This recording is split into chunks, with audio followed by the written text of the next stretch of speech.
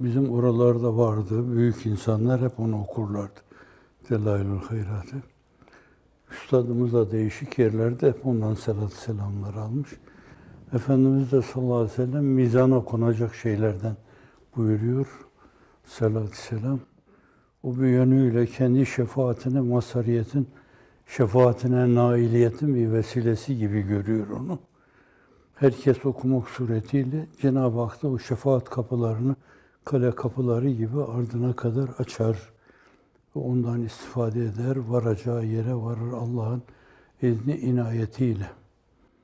Kulubu Dariya'da bunlar muhtelif yerlerde hep ifade edildiğinden dolayı bu taksim ederek okunduğunda her gün insan o kadar salat-ı selamı okumuş sayılır. İştiraki amalu uhreviye tabiriyle Hazreti Üstad ifade buyuruyor bunu. Yani her gün siz Kulubu Dariya'dan 10 sayfa okusanız 60-70 insana taksim edilse her gün bütün Kulubu Dariya'yı okumuş sayılırsınız. Ve aynı zamanda her gün o kadar salat-ı selamda terdad etmiş olursunuz. O kadar mizana sermaye göndermiş olursunuz Allah'ın izni inayetiyle. Şimdi Cenab-ı Hak arkadaşlarımız zaten bölmüşler. Kulubu Dariya'yı da okuyorlar. Cevşen taksimi vardı arkadaşlarla. Aksatmadan zannediliyor okunuyor. Evrad-ı Kutsiye öyle okunuyor. Selat-ı Tefriciyeler öyle okunuyor. Yani arkadaşlarımız her gün duaya ayırdıkları şeyi zannediyorum 1-2 saat sürer. Bunlarla aidiyet mülazasına meseleyi bağlayıp fahirlenmemek lazım. Cenab-ı Hak belki çok ihtiyacımıza binaen o hale sevk etmiş bizi.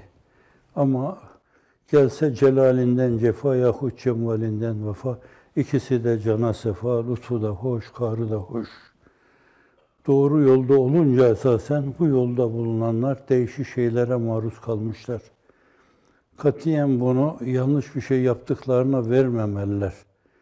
Allah'a hamd etmeliler ve demeliler ki Allah'ım sana binlerce hamdü sena olsun. Ya burada olmayıp da orada olsaydık. Allah'ım sana binlerce hamdü sena olsun. Ya burada olmayıp da orada olsaydık. Evet. Burada olmak peygamberlerin yolu. Hangi enbiya-i izam var ki ehli delaletten, ehli küfürden, ehli nifaktan çekmemiş. Hz. Adem Aleyhisselam'dan Hz. Nuh Aleyhisselam oğullarında başlamış. Hz. Nuh Aleyhisselam'a, Hud Aleyhisselam'a, Salih Aleyhisselam'a, İbrahim Aleyhisselam'a bilinenler söylenmek suretiyle bilinmeyenlere işarette bulunuluyor burada yani. Ve bunların hepsine vakıf değilseniz, yani tarihin ve siyerin kaydettiğine göre Efendimiz sallallahu aleyhi ve sellem'in çektiği şeylere bakın yani. Eşeddün nâsi belâen el-enbiya sümmel emsel fel emsel.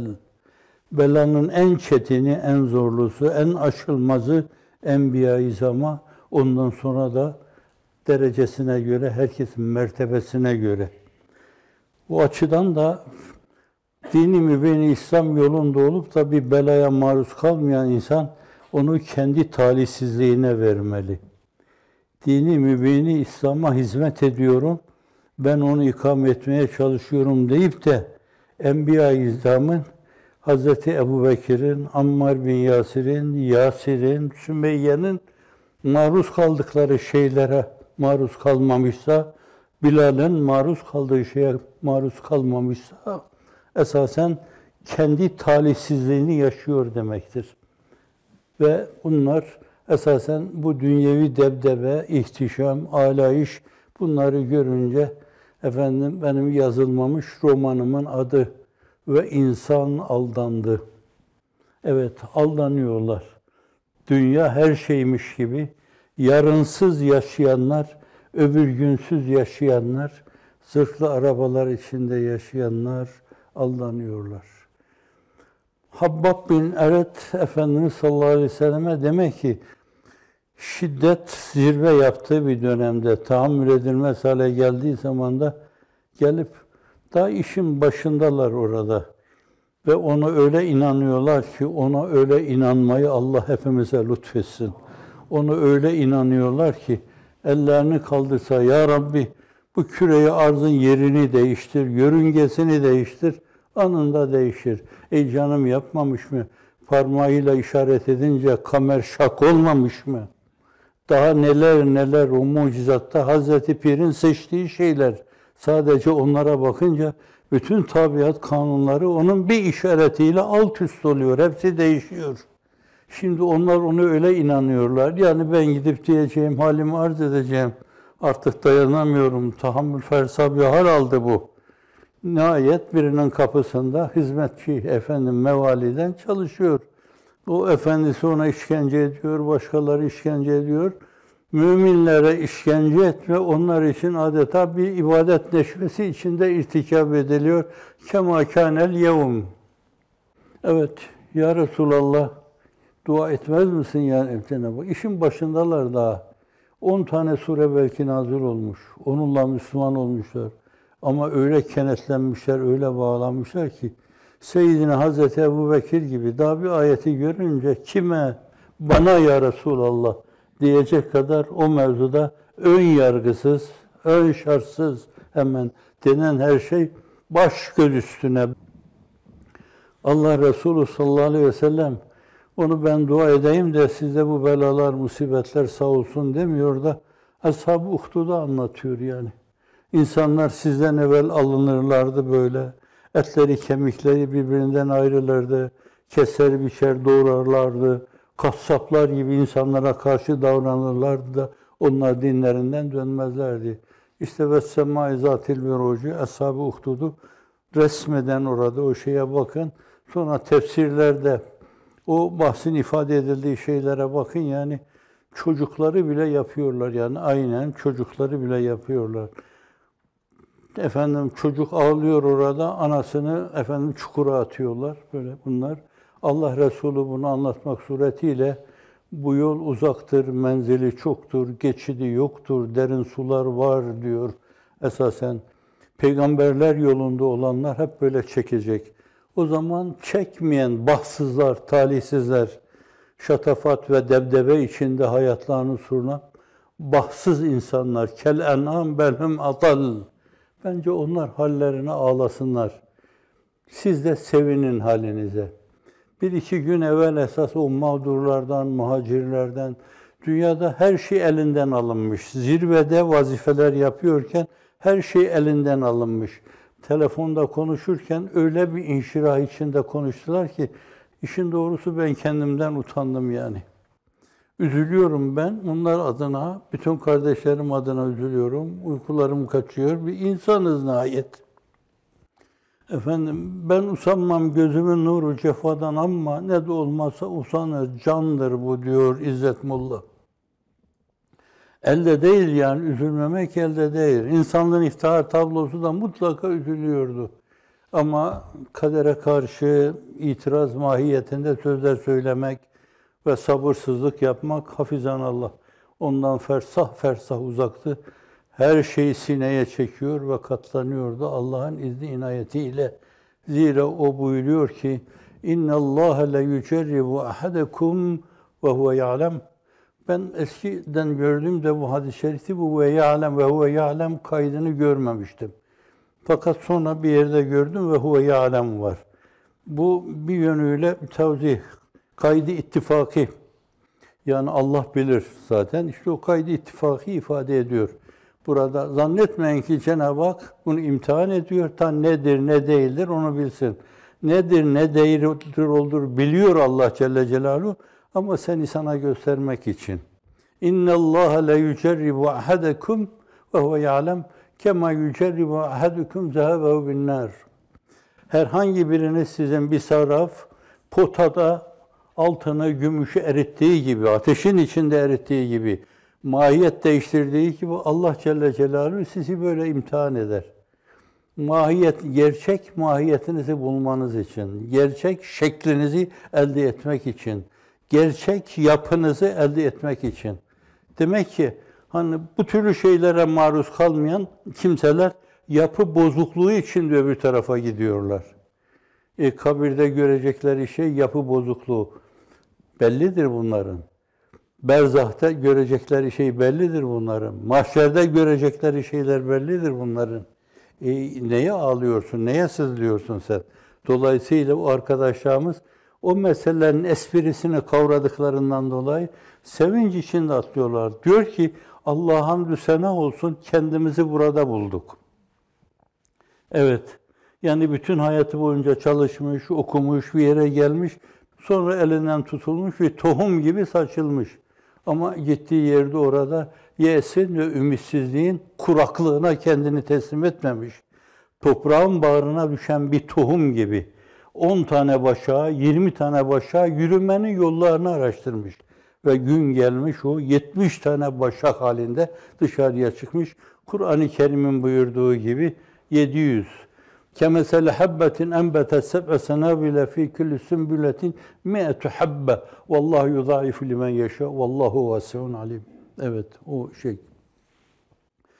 Meseleye, bela ve musibetlere bu şekilde bakıp Allah'ın izni inayetiyle Cenab-ı Hak burada siz yapıyor esasen, yontuyor, şekillendiriyor böyle.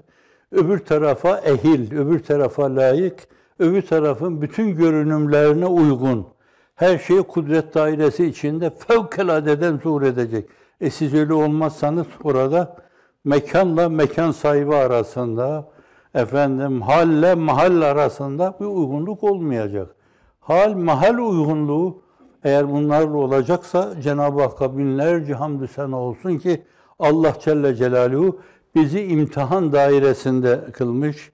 Öbürlerinde şatafat, debdebe, ihtişam, baş döndürücü dünyevi güzellikler içinde sarhoş yaşıyorlar, sarhoş yürüyorlar, sarhoş olarak kabre girecekler.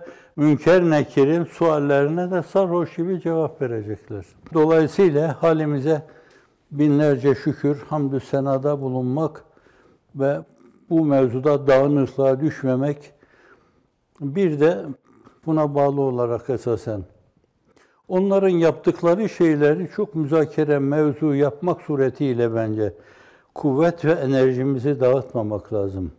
Hazreti Pir diyor ki 2 elimiz var, 4 elimiz de olsaydı diyor.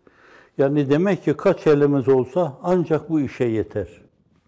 Ama Allah Celle Celaluhu insanı 2 eliyle yaratmış ama 1000 tane eli olan insanlar gibi çok önemli şeyleri Allah'ın izniyle becermeye muktedir. Evet, bir donanımda yaratmış.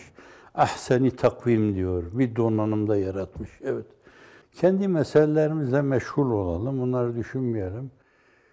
Onlar hatta aklımıza geldiği zaman bir şey diyeyim ben yani kalkar birisi onlardan bir kendini bilmez bir zavallı, cahil, zilzurna cahil, eçel kalkıp hani terörist diyebilir size. İlle mukabeleyi bilmisil yapalım biz terörist sensin falan. Ne diye ağzını kirletiyorsun ya? O zaten kirli adam yani. Kirliliğin gereğini yapıyor. Başka türlü olamaz ki onu diyecek. Sen ne diye dilini, ağzını, gözünü kirletiyorsun diyorsun ona. Bırak yani. İlle de bir şey yapacaksa Cenab-ı Hak yapar. Allah allamul guyuptur. Allah adili mutlaktır. Küfür devam eder, zulüm devam etmez.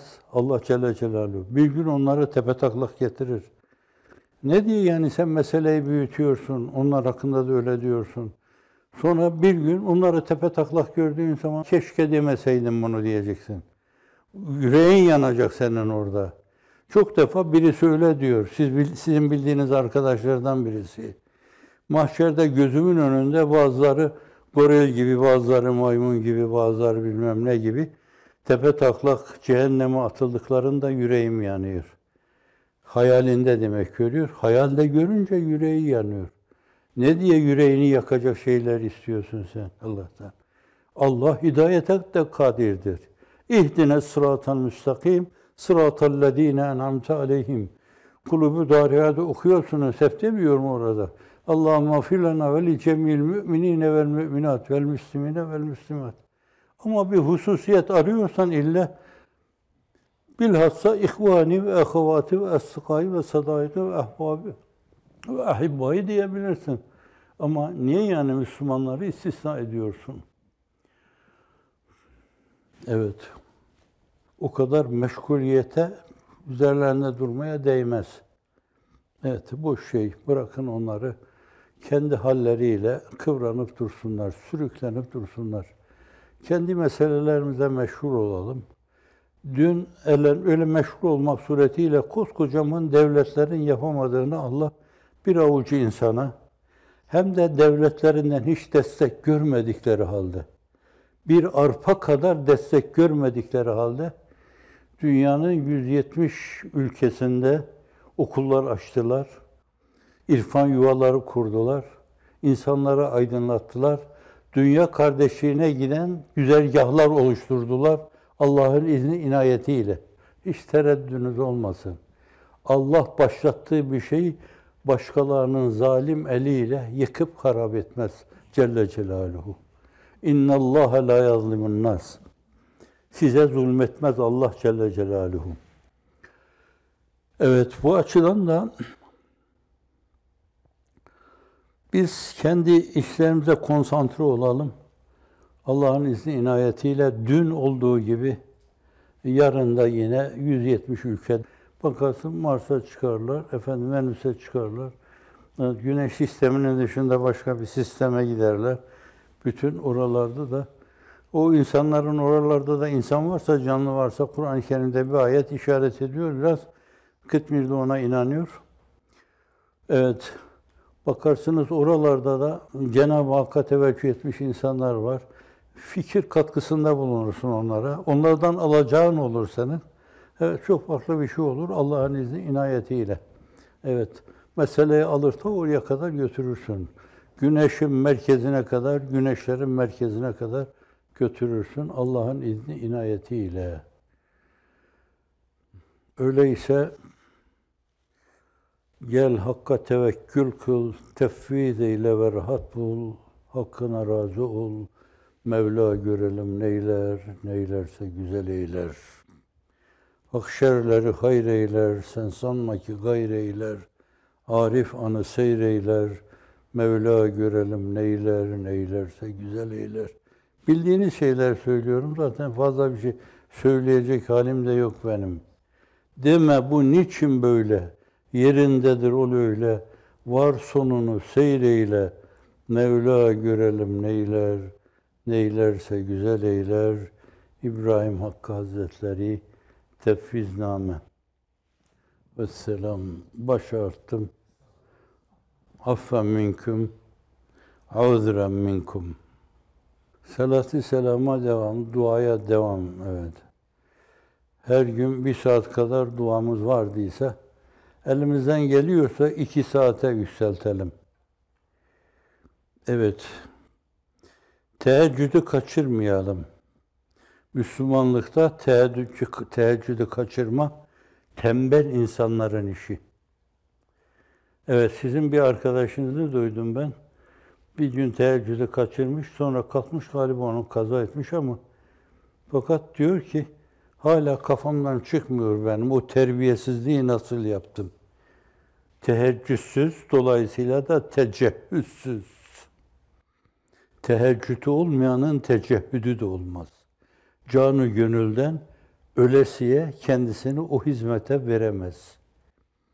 Tembel tembel yan gelir yatar kulağı üzerine. Evet. Gecelerimizi teheccüdle. Evet. Hak bu da yine İbrahim Hakkı Hazretleri'ndir. Ey dide nedir uyku gel uyan gecelerde. Kevkeplerin et seyrini seyran gecelerde. Bak heyeti alemde bu hikmetleri seyret. Bul saniyeni. Hazreti bir şeyde dağın başında bu yıldızları sayarcasına esasen hususiyetleriyle anlatmıyor mu? Çün gündüz olursun nice ayar ile gafil. Ko gafleti dildardan bari utan gecelerde. Az ye, az uyu, az iç hayrete var. Fani ol, bul beka ol ana mihman gecelerde. Ona misafir olmak istemez misiniz geceleri? Uyuyan insanlar ona misafir olamaz. Evet, kerem kâninin keremine misafir olamaz. Cenab-ı Hak öyle eylesin, zamanımızın bir zerresini bile israf ettirmesin. Biz ahiret için, ahirete namzetiz. Dünya bizim Efendimizin ifadesiyle ma ene illa kerakiben istazalle tahte şeceretin thumme raha feterekeha, altından muvakkaten dinlenilen, istirahat edilen bir ağaç gibi bir şeydir. Esas gideceğimiz yer öbür alemdir. Bütün ihtişam ve debdebesiyle Allah orayla sevindirsin, memnun ve mesrur eylesin. Talim ve Mütalim diye bir kitap vardı. Biz medresedeyken bu kitabı verirlerdi herkese okusun diye. Onun başındaydı bu zannediyorum. Taallem ya feta fel cehlu arun ve la yerda biha illa himarun. Ey delikanlı oku. Cehalet ardır, ayıptır. Ona eşekten başkası da razı olmaz. Evet. Bu kadar kemküm ettim. Hakkınızı helal edin. Allah da seyyiatımı affeylesin. Yanlış bir şey söyledimse Cenab-ı Hak mağfiretine mazhar eylesin. Ya Gaffar, Ya Settar, İğfir li zunubina kullaha vestur uyubena kullaha. Ya Kadiyel Hacat, Ya Dafi'el Veliyat, İqdi havaicena kullaha vedfe annel belaya kullaha fi kulli enha'il alem ve fi kulli nevahil hayat. Müsaade ediyor musunuz?